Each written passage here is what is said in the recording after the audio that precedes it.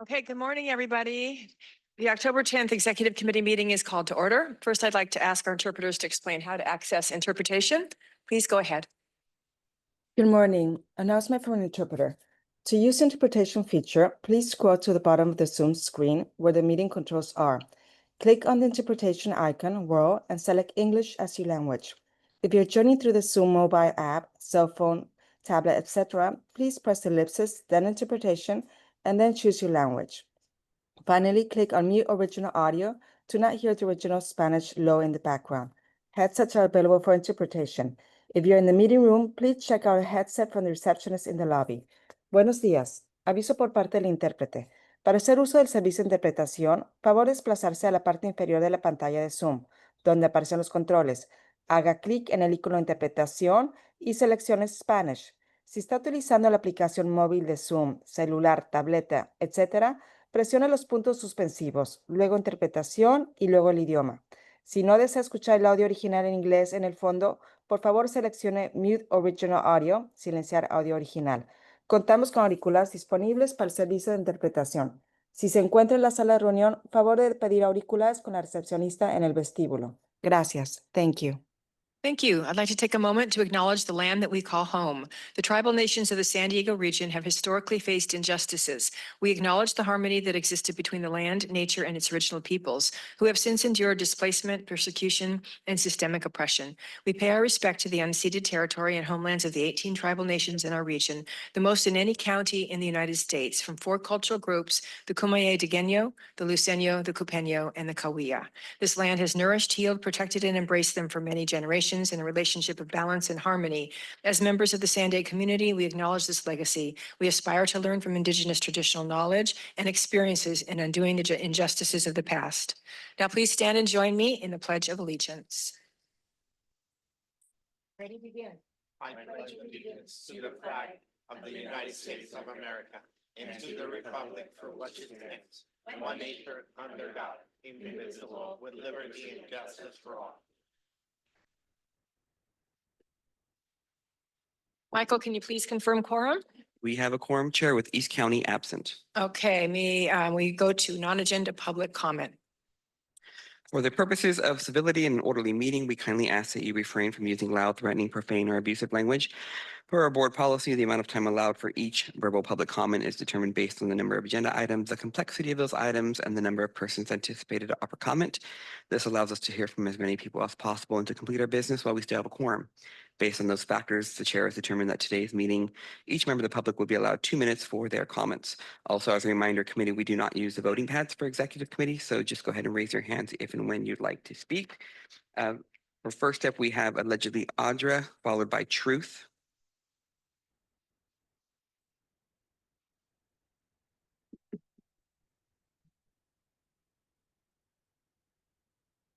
All right, you guys have told you a bunch of times, I really don't want to keep playing a video of children or the sound of children crying. But I've told you guys that you keep manipulating it when I speak. And Lisa, last time you even said, can you fix the mic after I was done? So that's a problem. And we're going to have 2 tries today because there's another meeting and I'm going to do it twice. And if it happens twice again, I'm not sure what I'm going to have to do, but it's pretty ridiculous because even the county of San Diego, county council told them to shift the video anytime I show their pictures. So they're actively obstructing justice when there's sexual abuse that's being hidden. So let's try it one more time because I'm not stupid. I do videos and it's not something that YouTube is doing. It's something that you guys are actively doing. And it needs to stop.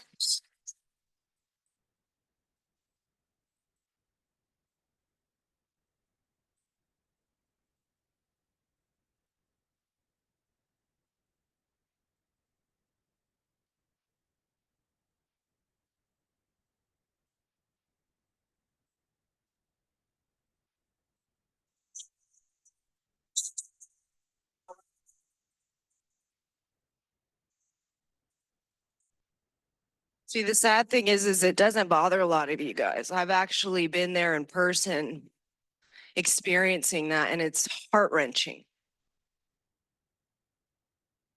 What CPS does, it doesn't reunify families, it rips them apart, holds them for ransom, and it's a ransom you'll never be able to meet. And then they adopt the kids out, and it should bother all of you guys. We shouldn't get used to listening to those things. We should be doing things to stop it. Thank you. Your time. You have has one more expired. chance today. Next is Truth. Audra, just followed so you by- know, this is a technical problem. We are working on it. We'll be calling the county to find out what they do. Go ahead, Michael. Next is Truth, followed by Blair Beekman. You know, when you guys sit so far away, it tells me you don't actually like each other. For the record, I did immediately notice the movement of the podium towards the center of the room. My reaction was the same as having the speaking time restored to 2 minutes. About time. Not to sound ungrateful, but when injustices are present, I don't beg and plead. I demand the injustice ends and then simply acknowledge when it has ended. And I never forget that the speaking time used to be 3 minutes and that speakers are still shown in a debating little box. Now I'm going to read an email into the record from Manuel Reyes to Courtney Becker, subject, restraining order on Cesar Javier, sent on September 23rd, 2025 at 1:24 p.m. Quote, "Hi, Courtney, just reaching out to inform you that Cesar Javier was served with a temporary workplace violence restraining order for making a violent threat against the council members. He is now prohibited from being within 100 yards from the council members and their workplace. The city's attorney's office will ask the court to issue a restraining order effective for 3 years. Whenever there is a shoreline preservation working group, inform SANDAG security about this. Regards, Emmanuel Reyes, Senior Policy Advisor and LGBTQ plus liaison, Office of Councilmember Jennifer Campbell, City of San Diego Council District 2. End quote. So for the record, Mr. Javier never made a direct violent threat. He uttered a very unsavory opinion. Please continue to allow Cesar to comment by phone, as it is unconstitutional to impede someone from their creator endowed right to redress their government like APCD did yesterday. Now, why has Caltrans been silent on the decaying bridges in this county? USA Today recently put out an article about the more than 42,000 bridges that are structurally deficient in this country, thanks to Biden. I recommend you all take a look at the map of bridges that can be accessed at data.usatoday.com/bridge/US. You can search by state, county, and then city. Example, the 5 over San Luis Rey River is in poor condition and is structurally deficient. Why are none of the cities demanding action from Caltrans and the various state crazies? And just to end, my father told me today, have fun. And I said, I'm going to try, I guess. Next is Blair Beekman online, followed by phone number ending in 8813. Hi, Blair Beekman. Thanks for the meeting today. Happy Friday to everyone. I guess to offer, DRA is on a new concept talking about issues that she investigates and works on, and I think she has another really interesting subject she's considering. Good luck, Jess, that we consider exactly how Child Protective Services works, to review that and consider how it functions. It's important. So thank you for her efforts. Thank you for the truce words today. I had a nice email conversation with her this week. In our writing to each other, I ended up writing about Scott Wiener's bill that's supposed to change affordable housing practices around transit sites and stuff for California. And you guys are really concerned about it. And there was that same tone and same concern in the Bay Area where this bill initially kind of was launched. And the former mayor of Berkeley, a very progressive mayor, fairly progressive, he was not for it. And there's a bill he was for called Senate Bill 327 that was similar to the Scott Wiener bill, but it has different variations that can really help address what the problems with the Wiener bill have, that you guys have also. So good luck in reviewing that, and thanks for the conversation with Truth that brought that out. I have to better read up on 327. So to conclude, I really hope we work on the over-militarization issues of the federal agencies, and that we really can. I'm really hopeful that we can. I think we can make an important point that we're doing important work at the local level that the federal administration has to really acknowledge. And that's an important goal. Thanks. you, Blair. Your time has expired. Next is phone number ending in 8813, followed by our last public comment, Paul the Bold.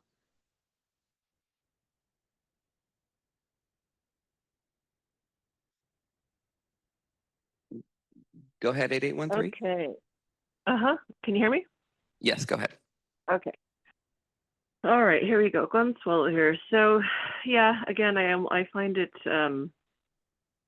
unbelievable, almost insulting at this point, that this board and other boards throughout our county continue to acknowledge the tribal, people and the lands as if, it's a script, and it's like, that's all it is.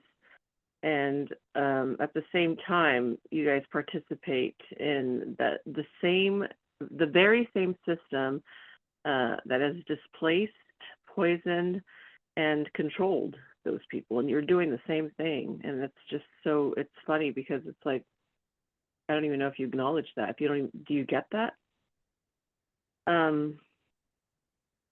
What else did I write? Let's see. You honor the spirit of those words through, you're supposed to honor them through your actions. And truth, transparency, and compassion, not corporate agenda. Bullshit, that's what I wrote.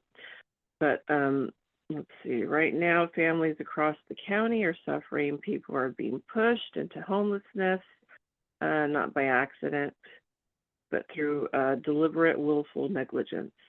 Our so-called public servants, because that's what you are, servants of the people, have forgotten who you work for.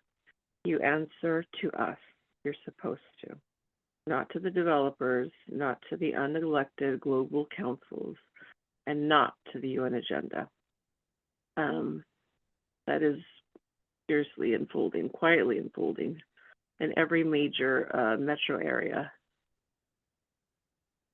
Under the banner of sustainability. See, what else did I put here? Thank you, Consuelo. Your time has expired.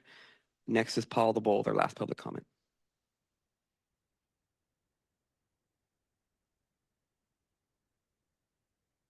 Go ahead, Paul. Sorry. Paul Bold, SANDAG has come a long way since I said this in December 23, but there are apparently still people here who foster a culture of secrecy and misinformation. The misinformation is a pity, since a lot of it may be lack of proofreading. The culture of secrecy needs to be cut out like cancer. SANDAG continues to limit our free speech and cut down our speaking time. We do not have input into CEO selection once finalists are chosen. We should. Limiting our speaking time, interrupting us, cutting off our last sentences is perpetuating the disrespect you want us to avoid. It is not conducive to an atmosphere of tolerance. Holding 3 consecutive closed sessions at the beginning of a meeting reeks of disrespect for people who give their time to participate in the public process. The California Constitution says the people have the right of access to information concerning the conduct of the people's business, and therefore the meetings of public bodies and the writings of public officials and agencies shall be open to public scrutiny. If you have several finalists for CEO, we should know who they are and be able to tell you whether they are outstanding candidates or whether they have black marks against them, which you may not have noticed. You should be honored to have all our free advice. Amen. That's what I said. And now you are trying to include the whole county as voting members. That's great. Hope you do not prescribe anyone for a raunchy joke like you did to say, or like the city did to Caesar. Many of these bad practices I mentioned have changed, but a few still fester and destroy trust in SANDAG. Thank you. That concludes our non-agenda public comment, Chair. Thank you. Any board member public comments that are not on the agenda? I see none. So now we'll move to consent. Michael, do you have any public comments on the consent agenda? We do. We have 2 in person And if you're online, please raise your hand now. Allegedly, Audra can head to the podium, followed by Truth, and please identify what consent agenda item you're speaking to.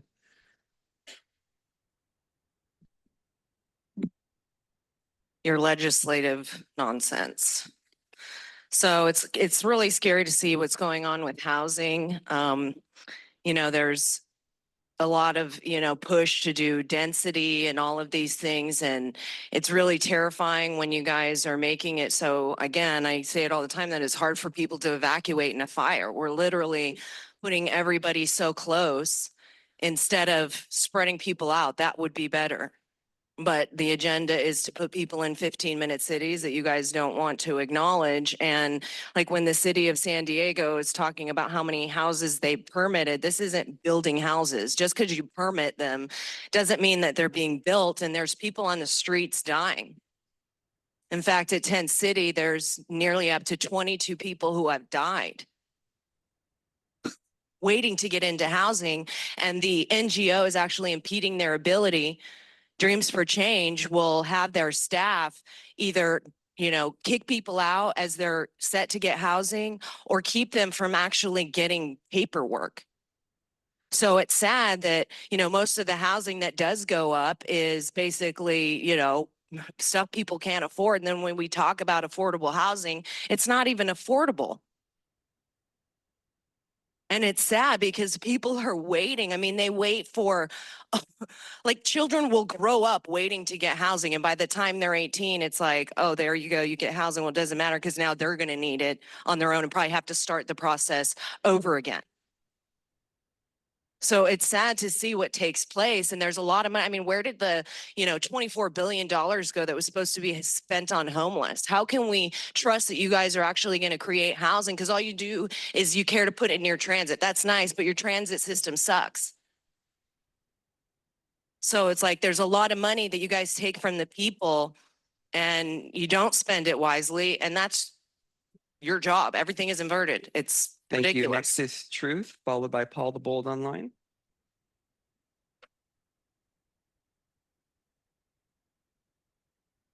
Items on the agenda 3.2, the October 31st agenda. Who in their right mind thinks that having a meeting on Halloween Day is a good idea? What a ghoulish concept. I'm going to blame Lisa.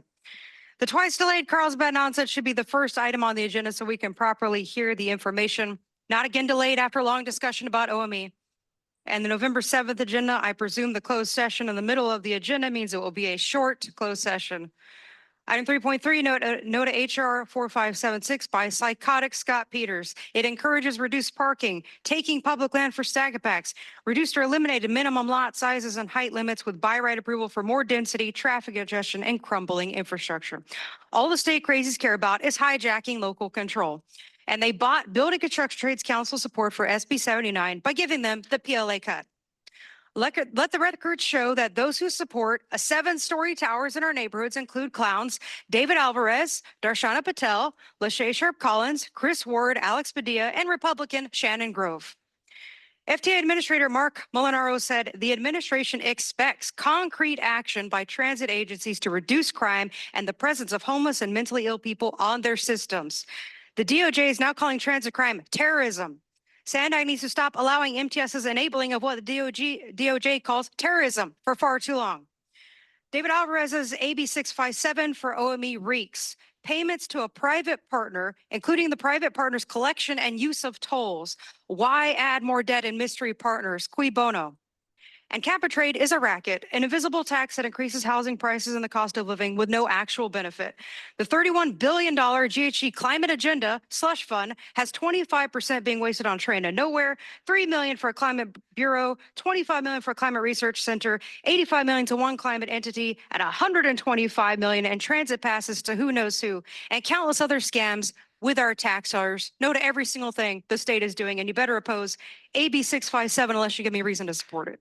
Thank you. Next is Paul the Bold online, followed by Consuelo.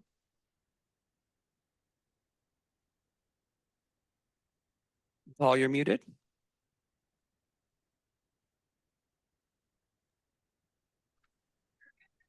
Yes, sorry, Paul Bold. You can hear me? Yes, go ahead. Okay, SANDAG is a state agency and should not be taking position on federal bills, legislative status. Housing near transit is also a local issue. We do not want to be locked into accepting housing near transit if it is impractical, destructive to things like nature reserves, far away from resources, unaffordable, or just more stack and packs. Review of draft board agendas, October 24th. In view of the mess in the state, federal, and local budgets, as well as the uncertainty even of existing funds, item 5, funding strategy should be discussed at every meeting. This meeting, I think the focus should be on not doing the bikeways, which are a safety hazard and not used very much anyway. And the roundabouts and freeway lanes suddenly narrowing are also a safety hazard. Let's focus on safety and transportation. October 31st. Hope the agenda includes distribution of Halloween treats. There sure seems to be a lot of time with a short agenda. So let's party, hopefully in costume. But seriously, it would be a perfect time to follow up with another discussion on funding. Item 4, putting off the so-called safety improvements in Carlsbad shows that some or many of your projects billed as safety issues should be looked at to see if they are really about safety or just a political agenda. On November 7th, I wish there were a way to avoid yet another closed session in the middle of the meeting, like discussing the candidates and their terms of employment in the exec committee. Approval of the minutes. Thank you. Your time has expired. Next is Consuelo, followed by Blair Beekman.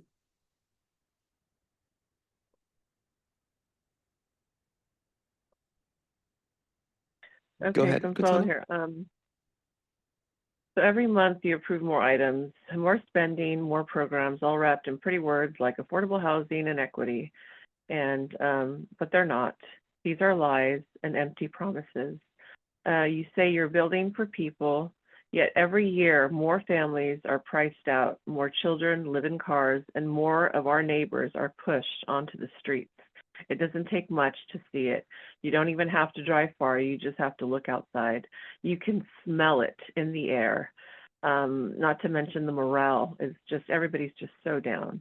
Unless, whatever, you pay attention to stupid ass sports. Okay, so the suffering, the imbalance, the dishonesty, it's everywhere. And it's bad policy. It's part of this bad policy is part of a much larger agenda. It's a system designed to control and extract and not to uplift the people. We have more money flowing through our county and than ever before, and our state in history. Billions in taxes, bonds and grants. And where's it all going? Because it sure as fuck is not reaching the people. These so-called affordable housing you guys talk about isn't affordable at all. You're playing a game. It's a sick game where the public funds enrich private interests while families crumble under the weight of your decisions. The sick system, man. That's all I got. Next is Blair Beekman, our last public comment. Hi, Blair Beekman, thanks. On your consent calendar, you have an agenda item where you deal with state legislation issues and talk about housing issues. So just a reminder from my initial non-agenda public comment, Senate Bill 327 from California in the House, or from the California State Senate, sounds like a real interesting alternative to what Scott Wiener has been presenting and that you guys are having real trouble with. And good luck how that can be talked about and discussed. And yeah, just to re-mention it this time, thanks and good luck with the meetings today. That concludes our public comment, Chair. Very good. All right. Do we have any board member comment, executive committee member comments on consent? If not, may I have a motion to approve consent? Oh, Councilmember Fisher. Thanks, Chair. I just want to kind of point out in the legislative report, attachment 3, or I'm sorry, attachment 4, and under the borders report, the second paragraph, it says, in the first half of 2025, Mexico solidified its position as the U.S. top trading partner and largest supplier of goods, with exports reaching $2.64.4 billion. Despite new tariffs, more than 82% of Mexican exports enter the U.S. duty-free under the USMCA. You know, it just goes to show that we're really good friends with Mexico when it comes to trade and to commerce, but they continue to pollute the South Bay of San Diego County. And I'd like to, ask SANDAG if we can have some legislative push that in the USMCA review that's coming up, that we ask for some changes to be made that would include mitigation to the environmental crisis that happens, because again, half a year, $2.64 billion, double it, you get up to $500 billion. Plus opening the Otay Mesa 2 East, we know there's a huge financial gain there. I think it's time for Mexico to really show that they truly care about the United States and our partnership, not just on a financial basis, but in the, to make sure that the residents of both sides are taken care of. And this is a great opportunity to show that. So that would be my request. Thank you. Thank you. Anybody opposed to that? I'm in favor of those discussions. Yeah. Thank you, Jeff. I just want to make the point that it's in the plan. That's we are planning to do that, to engage the climate resiliency plan that we're working on. It's also to feed into the federal government on all the infrastructure needs on both sides of the border, so it can be highlighted in an objective way. So I think we are in the same frequency, and we have also brought up to the State Department that we would like this to be part of the conversations as the USMCA renegotiations occur. I appreciate that. I just want to make, it clear, maybe some of the board members who don't know that Imperial Beach passed a resolution asking for stronger restrictions in trade to vehicles crossing the border based on the amount of pollution, the closures that we have in our beach. So I would hope that that's a little bit stronger, because the message isn't, we hope you do, but I have no problem with stating that we should absolutely limit commercial travel, because dollars hurt. When people have dollars taken out of their pocket, they tend to react a little bit better. And I think that along that line is not just a nice ask, but some little bit more pointed discussions about what should be done. So thank you. Any other comments on consent? Mayor Jones. Sorry, I pushed my button. I'm not sure if it's working. I agree with, I think it's Mayor Fisher, correct? No. Is it? No, it's still, okay. Council member. I would agree with his sentiments. When we think about the relationship with Mexico, it isn't a unilateral relationship. It should be a bilateral agreement that we work together, because everyone that lives around the river is definitely being affected physically. And we know, because we now have the proof of that. So I think anything that we can do, we shouldn't be allowing Mexico to not pay into this. And, when we think about Otay and all of the money that will be coming in, it definitely needs to be improving the quality of life of all of our residents on both sides of the border. So thank you. May I have a motion to approve consent, please? Motion to approve. And may I have a second? Second. Okay. Motion by Jones, second by Duncan. All in favor, say aye. Aye. Any opposed or abstaining? Very good, that passes. So now we're going to move on to our report, the review of our committees and working groups. Welcome back, Becca. Looking forward to hearing your report. After you give your report, I'm going to ask our board, our committee, for clarifying questions only. Then we're going to go to public comments, and then we'll go to committee discussion. All right. Please go ahead. Thank you. Mario, did you want to start with anything, or you want me to jump right in? Okay, wonderful. It's lovely to see all of you again. I was going to share with you today some of the recommendations for changes to the governance structure of PACs and working groups. So what I was going to do first, if you can go to the next slide, is just give you a very brief bit of context. I was here in July talking with you about the results of the research, and I'll share some key themes, and then we will talk about, thank you. Then we'll talk about the recommendations, and that's where I'll open it up to all of you to ask me questions so I don't just drone on about things that you aren't interested in hearing about. So the first thing I'm going to say, and I said this in July, is one of the main themes I heard was that how important community, stakeholder, and expert input is to SANDAG's success. I heard that from you. I heard that from the whole board. I heard that from every staff member I talked to. And it came up over and over in the working group and PAC member survey.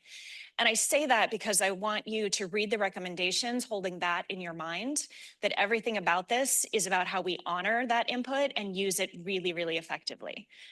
The second thing, and I shared this in July, was that running board meetings, PAC, and working group meetings takes a lot of resources. So staff calculated it's about $2 million a year to do that. So really making sure that we're using these venues really appropriate, that we have the right people, right place, right topics. I'm not going to go through the research again, but just as a reminder, 120 people provided input into this. So I'm going to spend a second on the key themes. So the first theme, and I think, this is something you all have been talking a lot about, I know it's a focus of Mario's, is that all work should be tied to SANDAG mandates and priorities. This came up from your PAC and working group members over and over. Everyone was like, I really want to contribute to this success of SANDAG.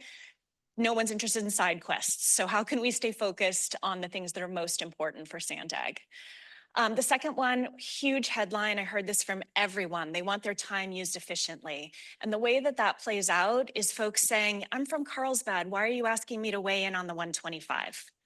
So you'll see this you'll see this reflected in the recommendation that working groups really focus their work on region-wide projects and on strategy and policy level decisions, and that geographic focused projects have all sorts of other really valuable, really important, already in place channels. So we'll talk a little bit more about that in a second. Another huge theme was more and clearer communication. You all asked for that as board members, executive committee members, making sure that you know who was involved, who provided input, so you can have confidence that people in your jurisdiction weighed in on all of this, on any decision that comes. And the working group and PAC members, those of you who sit on this, asked for that too, where they said, we have these robust conversations, circle back, what happened with them? Like, where did that input go? The fourth key theme here I'll just touch on is that not all topics and stakeholders have a venue. This is something that came up in a lot of the research that I did. So for example, many other executive committees tackle more topics than what you have traditionally done. So for example, you might be thinking more about risk management, you might be thinking about succession planning, you might be thinking about this is why I brought my notes, because I'm supposed to use them. You might be thinking about direct services, which is a whole sort of body of work that SANDAG does. There aren't necessarily official venues for those kinds of deeper conversations to come. And so that feeds into one of the recommendations. There's also not always, not venues for some of the most important stakeholders that you have. So for example, city managers have come up a lot as a place where as a group where they're very critical to SANDAG's success, but there isn't necessarily an obvious working group or PAC venue for them. And then the last thing I'll say in terms of clear themes is it was so obvious early on that SANDAG has a lot of robust channels for stakeholder input.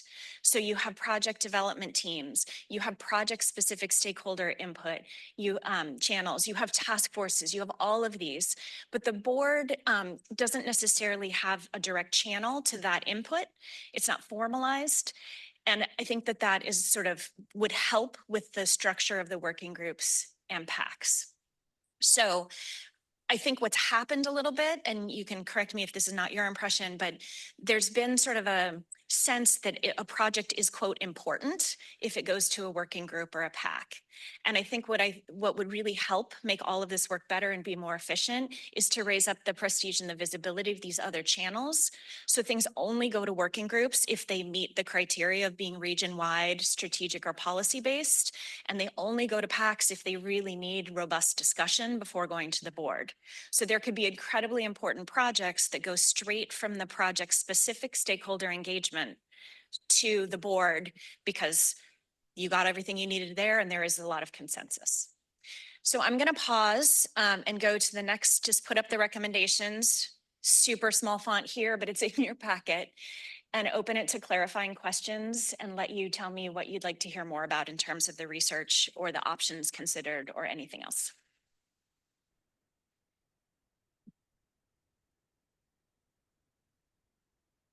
Does anybody have any comments on what they'd want to hear a little bit more on these recommendations for consideration? We have this information in our packet. I'm sure we all read it. Any questions about what each of these committees should be doing and not doing? Mayor Jones. Just wanted to make sure in regional planning that we will be taking stands on legislation that's currently kind of in the works, because there are so many things that are coming forward that we're dealing with personally in our different jurisdictions.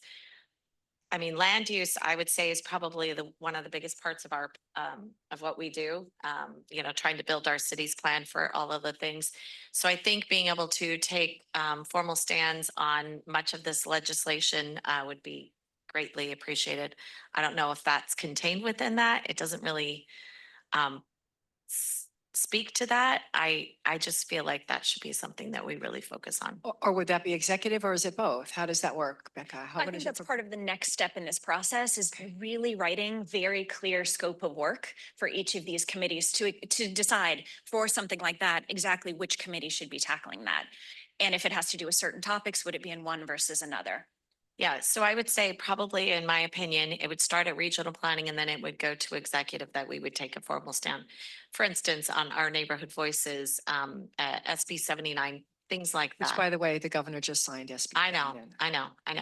I'm just saying, just saying, I mean, these are things that affect our community so deeply. So I just would like for us as a collective jurisdictions that we would start talking about these things and how they're affecting us and impacting our communities at a higher level, because I think there is strength in numbers. I don't know that we're going to be able to stop some of these things, but I think it's important. And, you know, I hear a lot from my residents and people outside of my city that, gee, what are you doing to fight this? I'm like, well, we fight it at the city level, but then they say, is there anything you do as mayors together? And I think specifically this could be a forum for us to be able to do that. And just a thought to add to that, I mean, maybe what the regional planning committee would be for in like focusing or, you know, tunneling that specific legislative action would be the basis behind some of these legislations. Like, is it really working? You know, I mean, basically the theories that Sacramento are going on is that more supply equals more affordable housing. They are saying that, you know, if you put it near transit, all these people are going to take transit. I mean, there are all these theories that we on the ground are noticing may or may not be working. And maybe that's the kind of the venue for it. But again, as Becca said, this is sort of where you'll dive in more and add specifics to, maybe they go to both, but how they funnel into each other. And I think you're really highlighting in this discussion exactly what I heard in the research, which was there is a role for RPC to be having these deeper, more strategic conversations about topics like land use. And they need to have that venue, and it needs to be sort of planned appropriately with what the priorities of SANDAG and what SANDAG's working toward are. So RPC was an interesting example of there might be different topics that you want to tackle different years, and you might change the cadence of your meeting. During times when SANDAG is really building out the regional plan, the RPC might need to meet more often. In other years, your conversations might be exactly around these more strategic topics, but you only need to meet 4 times a year instead of more often. So that's sort of the level of detail that we'll come to next once this, you know, once the board decides whether this is the direction they want to go. and I think, one other comment that I'd like to make is it possible? Because, we don't control everything, obviously. But when we think about, as a region, is it possible that we could get our legislators that are here locally to say, hey, you know what? Yes, I believe that the rest of the state is fine doing that, but it doesn't really fit our needs here locally. Is it possible to get San Diego somehow, San Diego County, I'm talking about, getting a pass so that we're not contained within these mandated, rules and laws? Because I hate the mandate word as first of all. But secondly, we think about how it impacts every single one of our communities. It's not working. It's not creating more housing. It's just not doing what it just really impedes us. And, I'm actually, I think, the fastest growing city in the whole county, and I have been for many years. And we're just literally busting at the seams, and we've got, all the students coming in, about 40,000 students every day. So it's even an extra layer of traffic. And my community is just like, I don't want any more building. And I'm like, well, it doesn't work like that. And, obviously, if we say no to something, then it opens up our housing element. Yep. That is just so dangerous. And so is it possible we work together as at the county level, with all of us here at this, at our SANDAG, to say, listen, we're trying to do our best, but we can't do what San Francisco does. We can't do what Sacramento does. It does not fit our community. So Yeah. just some thoughts. Anyway, I just like to talk about this a little deeper because I think it really is affecting our communities. Yeah. I will add that idea of evaluating legislation and coordinating on that as an option for what the charter would say. Thank you. Thank you. Mayor Duncan, then Mayor Sanchez. Thank you. I appreciate the report, and I think I'm supportive of these recommendations. The one thing I wasn't sure if, I think you mentioned potentially about having some things not go to Transportation Committee and maybe go straight to the board. That will probably make the board meetings potentially a lot longer, depending on what it is. Like obviously, if it's something of importance and transportation deals with it, but there have been like very intense, meaningful, in my opinion, like the Transportation Committee does do a lot of work is all I'm trying to express, like real yes. work. Yes, I think the Transportation Committee of all the committees was the one that most people were like, what we're doing is solid. I think the ask was there are some parts of those agendas where it is relatively non-controversial. It's geographic specific, and it sort of forcing that into the agenda is what we want to make sure we're not doing. But making sure that you still have the space for those deep and robust conversations is the purpose of the Transportation Committee. One thing that might be considered on that committee is there are reports to the committee that are the same as the reports, obviously, that come to the board the next meeting. Mhm. I'm not sure that's always necessary. Yep. I don't know if that's a procedural requirement or what, but some of the, just informational reports could probably not happen at transportation, in my opinion, to make it more effective, because sometimes those meetings. Great, I'll take a note on that. Thank you. And then some of the things that you mentioned about giving it in writing, et cetera, I'm supportive of that, but that is a little bit similar to what the consent calendar is Mhm. at transportation. The other just brief comments are, I'm always hesitant, even though I may be totally ignorant about it because I've never been to a Borders Committee meeting, but I'm always hesitant about any committee that never produces anything that comes to the board to review or discuss, because they may be doing great things, but it never gets to the board, or almost never, out of many of the working groups or committees. Maybe it does indirectly and I don't know it, like it comes as an agenda item, not mentioning how it got to us, but that's something I would always keep in mind is, are these committees or policy, advisory groups, whatever, doing things that end up coming to the board? And I think that's part of the intent of this next set of the sort of guiding documents, is to make sure that what the Borders Committee is doing is incredibly clear to them, and that it then results in something that benefits SANDAG, which is sort of the lens that I was holding through all of this, is all of this work should be sort of moving forward the mandates and Some of the others said it. I am supportive of the So regional these are planning. clarifying questions, and then we'll get to commentary afterwards. So make sure it's a clarifying question. Thank you so much. I forgot we're still staff report. I'll wait then. Oh, Thank you. okay, all right. And Mayor Sanchez, clarifying questions? Or, okay, so we'll wait till after public comment. All right, okay. Okay, Councilmember Fisher? I actually do have a clarifying question about why is the audit committee not listed on there? Because the audit committee is so carefully prescribed in statute that it was outside of the scope of this work. So most of these, what statute requires is sort of like this, and it's kind of grown into something bigger, and that's what we were evaluating. Great, thank you. Great question. And I have one last clarifying question of my own, and that's on the executive committee. And I'm not clear where the line is between allowing the CEO to do their own internal planning and hiring and whatever, and what you're proposing that the executive committee would be looking at also. I really wish that I could say the line is exactly here, but this is something I think all organizations struggle with, is where that line is. Typically, what I've seen in executive committees do is be sort of the thought partner for CEOs in a way that a full board can't, because they just don't have the time to do that. So when there are things that raise to a level of being something that the governing body should know about, should care about, should be aware about, the executive committee would be the first place to have those discussions. And then much like you do for transportation, right? Where you here dig into the meat of that, and then it goes as a recommendation to the board. Okay, all right.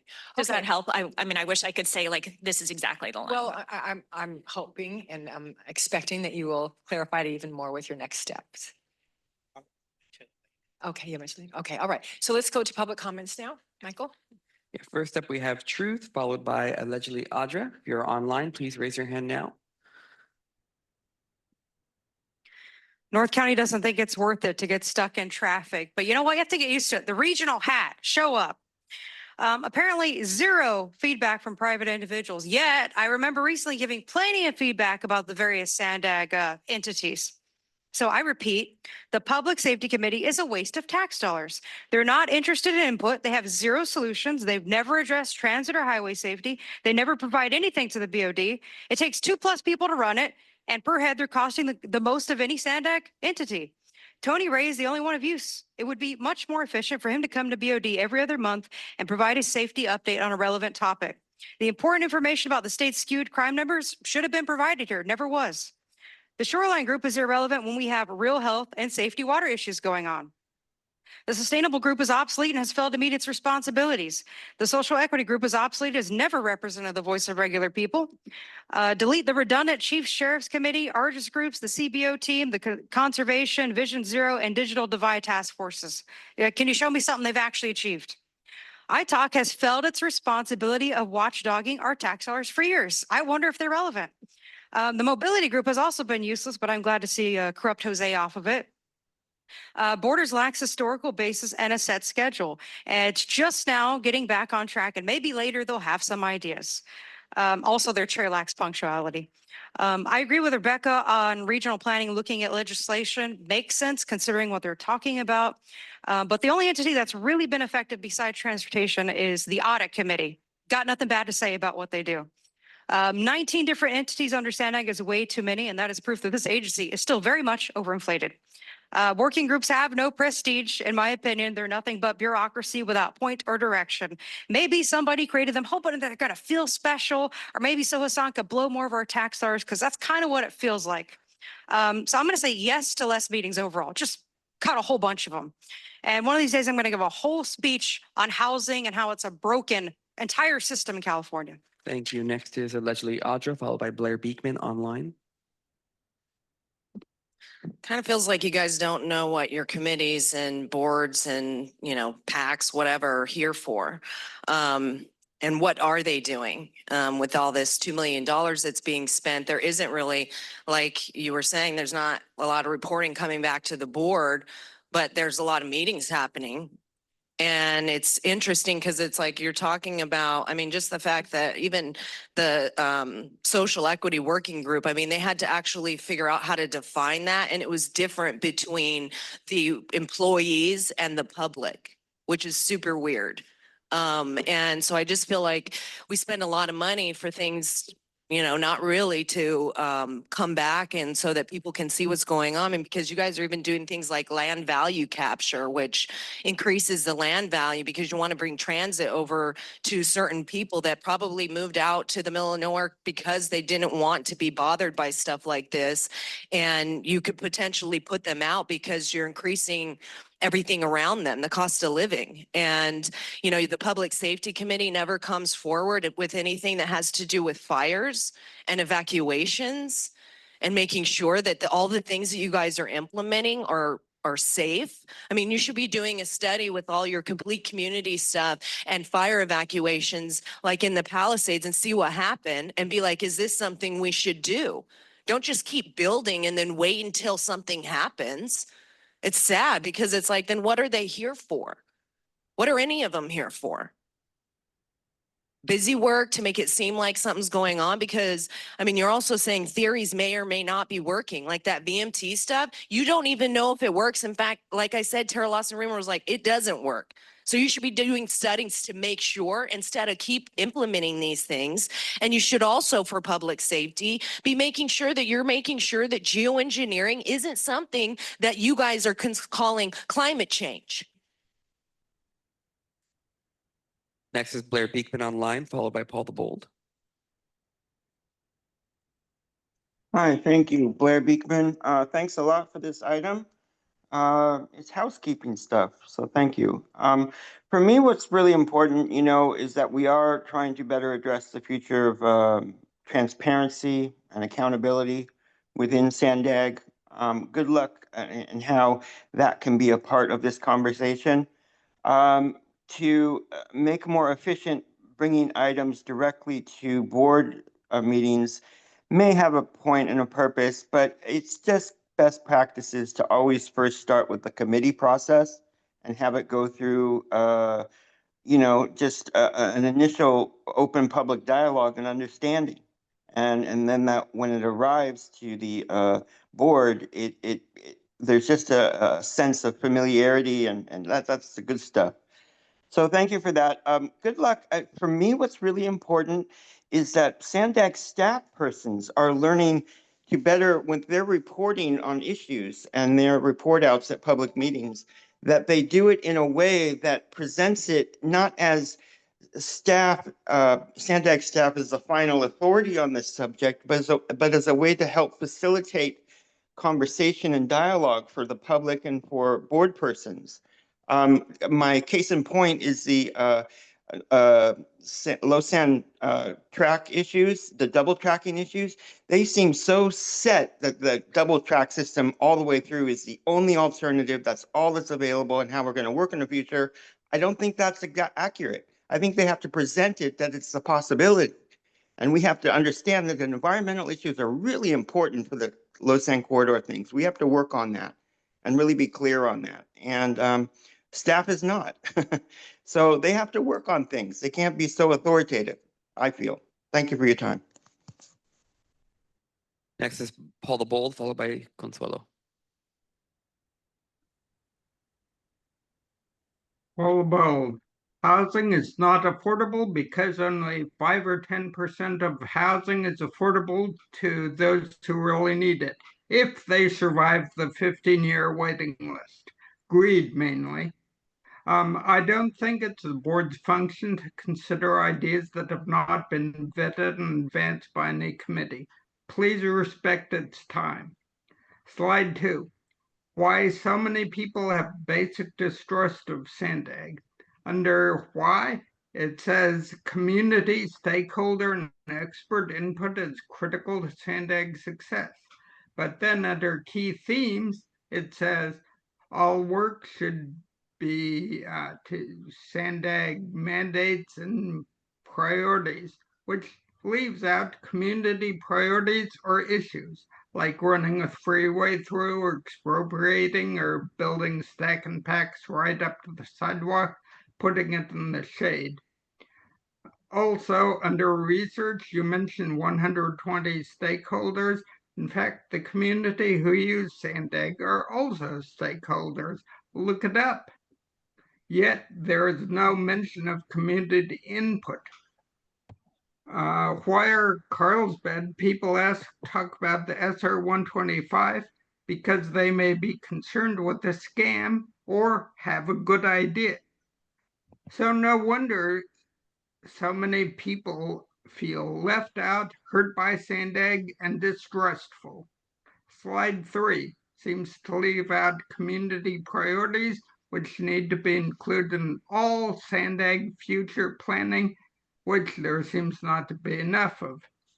A huge improvement would be to say formalize regular convenings or meetings of key stakeholders and community leaders rather than just key stakeholders. Thank you, Paul. Your time has expired. Next is our last public comment by Consuelo. Okay, that was so great, Paul. I'm going to repeat that. Slide 2, why so many people have a basic distrust of SANDAG under why. It says community, stakeholder, and expert input is critical to SANDAG's success.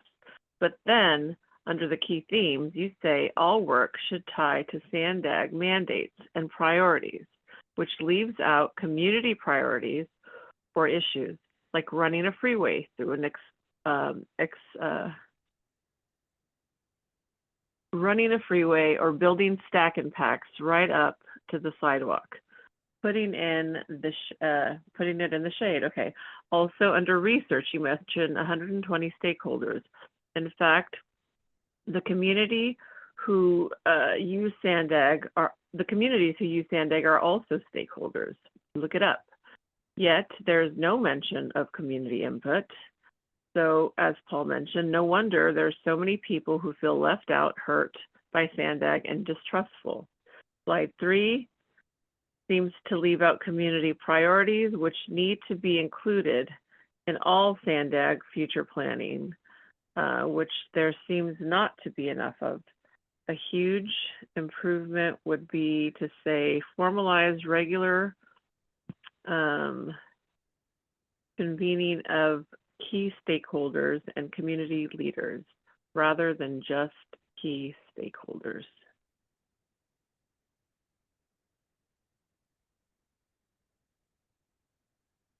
Thank you. That concludes our public comment, Chair. Very good. Now we're on to member comments. I'll start with Mayor Duncan. Thank you. Super briefly, I'm supportive of the regional planning, as Mayor Jones maybe was alluding to, having more of a role in potentially discussing some legislation and some policies. It reminded me, and I would hope we could do it again, even though I'm not sure they'll actually come back, of a couple of years ago when we had the housing state agency come HCD. appear, HCD thing, appear via Zoom, and I know the main director did not come and sent a couple other people, and but that type of, I mean, I know we want to run it too far afield, but it does tie into the role of what SANDAG does, and obviously does the RENA allocation, and we'll do it again at some point. So things like that I'm supportive of. So that's all I wanted to say. Thank you. Okay, very good. Mayor Sanchez. Thank you. Where there is overlap between Transportation Committee and Regional Planning, perhaps a joint meeting at an earlier stage, and especially knowing that SB 79 has passed.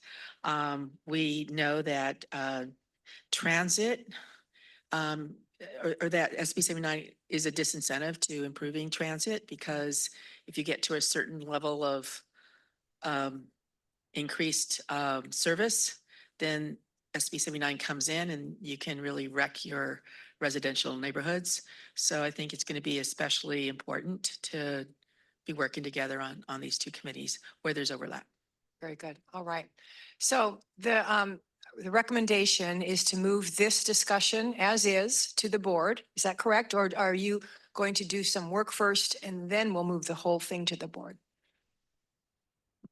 I will ask SANDAG staff what they would suggest.